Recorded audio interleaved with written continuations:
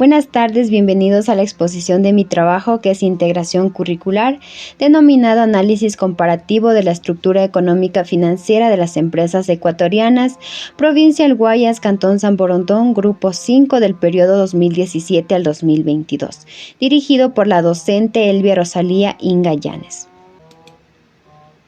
El contenido que vamos a estar viendo es el siguiente. En el capítulo 1 estaremos viendo lo que es la estructura económica, la estructura financiera, empresas ecuatorianas, los indicadores financieros y la revisión empírica de la estructura financiera económica de las empresas.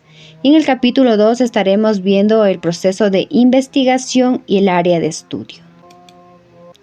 El análisis comparativo de la estructura económica financiera de las empresas ecuatorianas tiene varios propósitos y beneficios. Uno de ellos es comprender la situación financiera. Por ello, al investigar, se obtendrá información detallada de la estructura económica. Además, se podrá identificar tendencias y patrones de la estructura económica y financiera de las empresas. Asimismo, la comparación de datos financieros, estrategias comerciales, desempeño operativo entre empresas de diversos sectores y tamaños facilitará la identificación de mejoras para la empresa. Y por ello se presentan los siguientes objetivos. El objetivo general es analizar comparativamente la estructura económica y financiera de las empresas ecuatorianas de la provincia del Guayas, Cantón San Borondón, del año 2017 al 2022.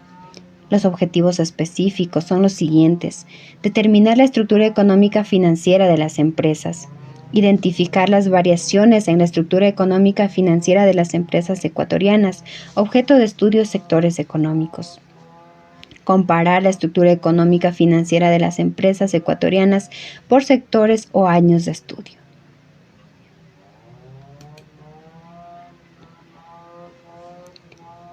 En este momento vamos a tratar ya las bases teóricas. La estructura económica.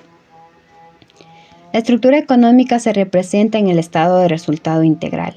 El estado de resultado integral son los ingresos, costos y gastos que se presentan en un momento determinado de acuerdo a su función de la empresa, ya sean industriales, comerciales o de servicio. Y de estas se derivan los ingresos, costos y gastos. Los ingresos. Un ingreso es un incremento al valor de los activos. Estos se generan a partir de la actividad central de la empresa, ya sea por venta de productos o servicios. Un ingreso operacional es la suma total de los ingresos de las actividades ordinarias. En cambio, un ingreso no operacional son aquellos ingresos que, a pesar de no ser considerados en el presupuesto de la empresa, se ven obligadas a ser pagadas y asumidas por la empresa por algunas situaciones imprevistas. El costo es el conjunto de recursos perdidos o sacrificados para obtener un bien.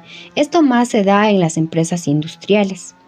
Un gasto es una deducción en el activo y incremento en los pasivos, dando esto una disminución en el patrimonio.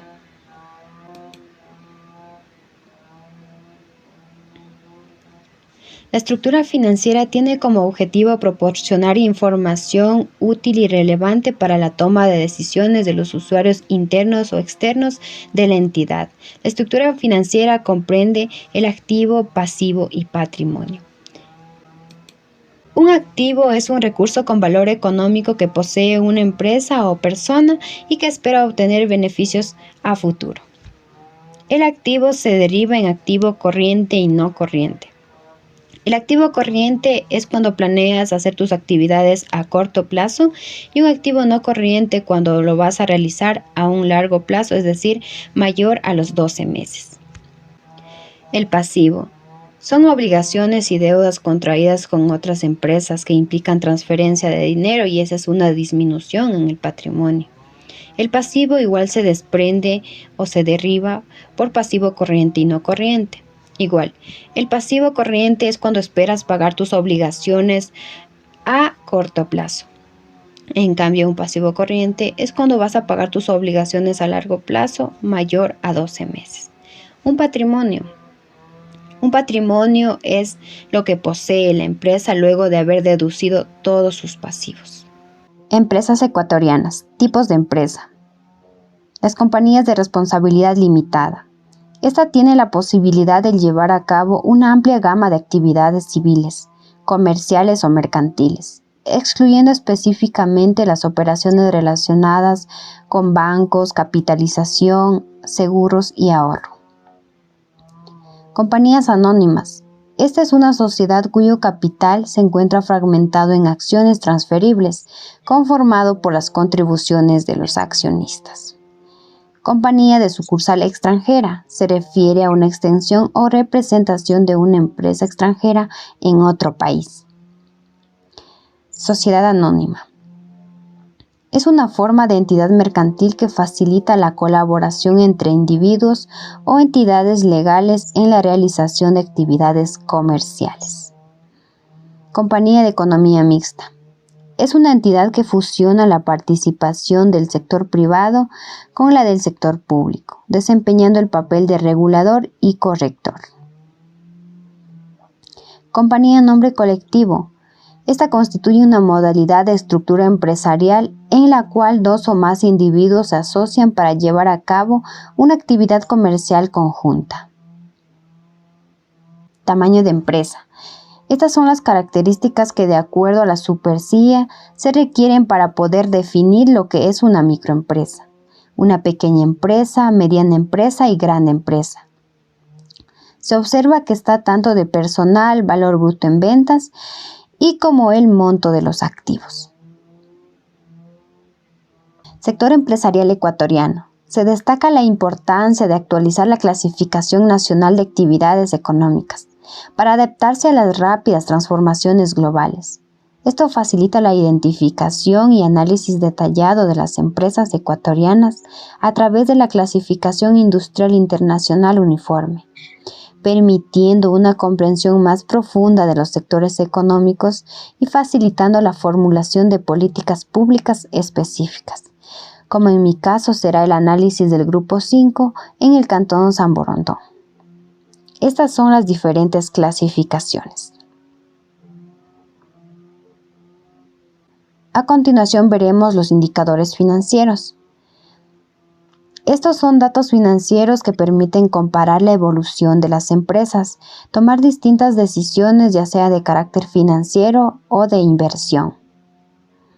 El análisis vertical es un proceso estático que estudia la empresa en un momento determinado, es decir, consiste en abstraer de los montos absolutos de los estados financieros la magnitud relativa de las cifras expresadas como porcentaje de alguna partida básica. El análisis horizontal permite conocer las variaciones de un periodo a otro en las cuentas contables con la finalidad de conocer cómo se han establecido las decisiones con respecto al manejo de los recursos de la empresa. Indicadores de liquidez.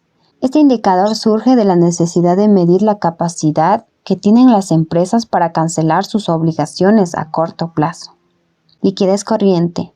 Mide en función de su capacidad para cumplir sus obligaciones a corto plazo, a medida que éstas lleguen a su vencimiento.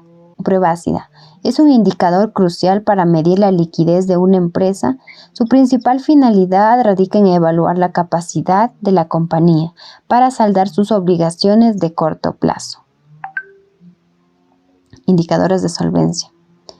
Indicadores de solvencia.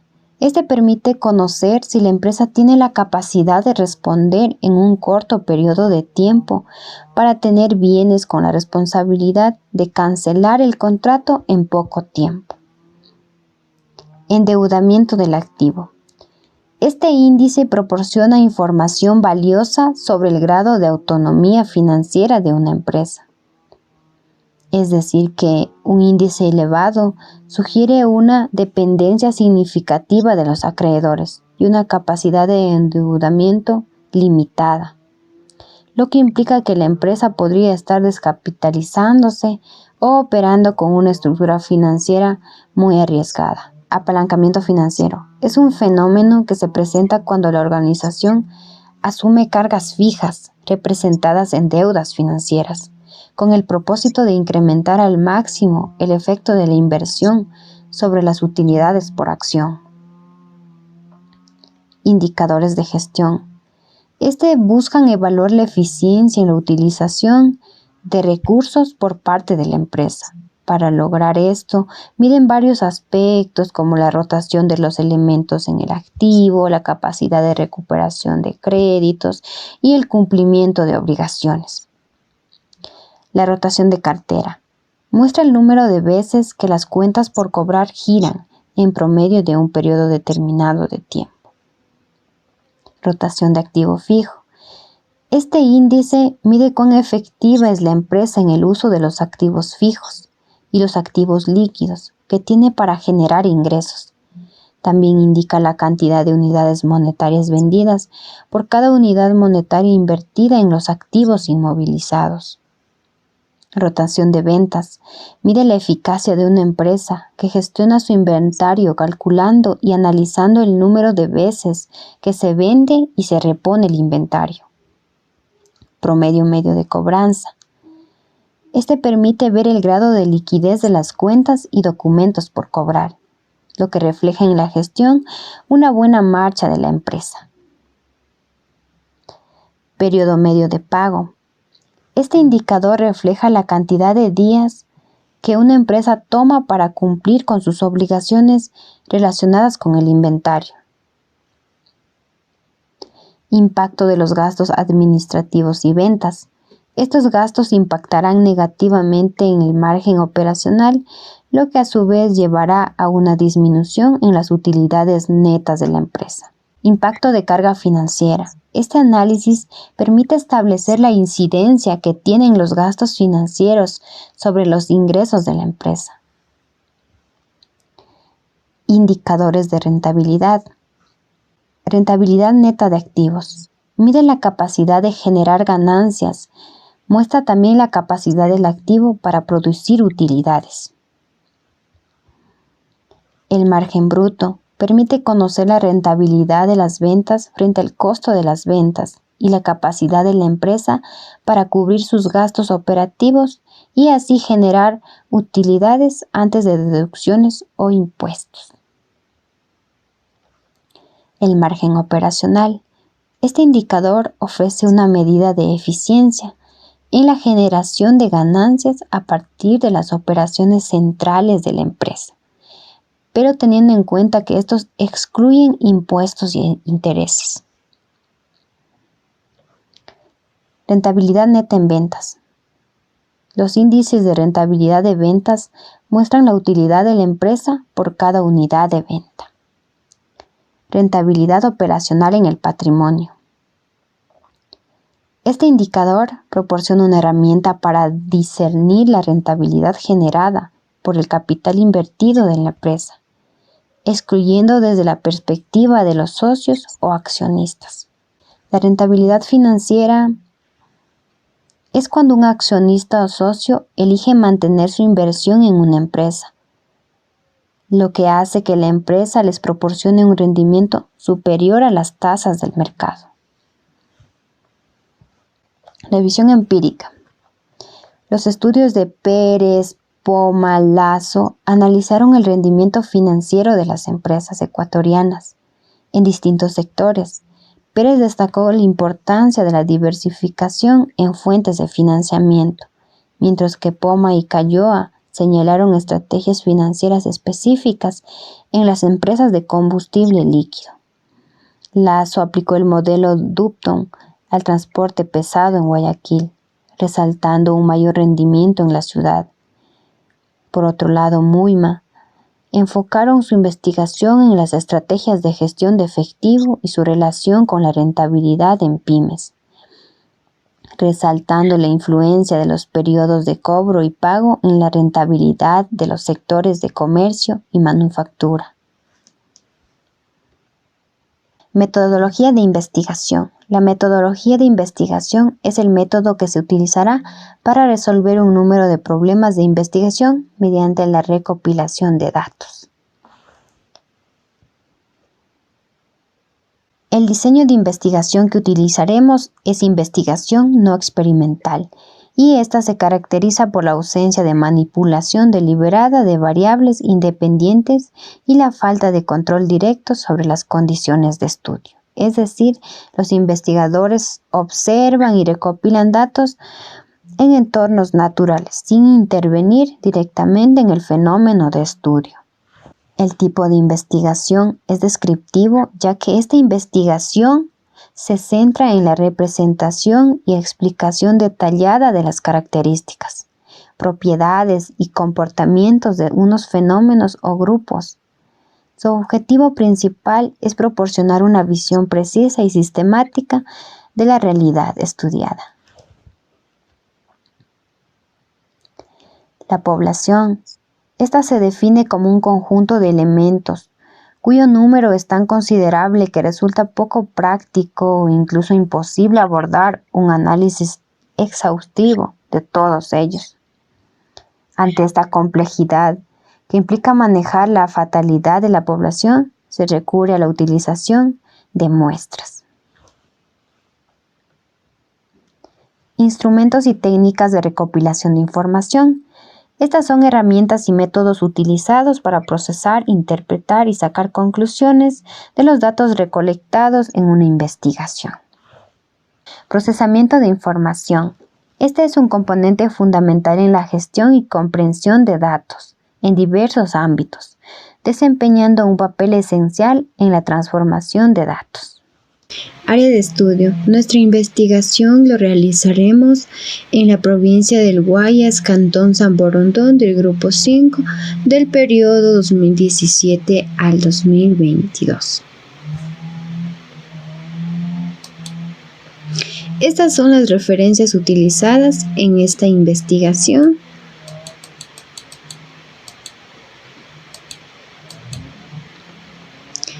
Y muchas gracias por su atención.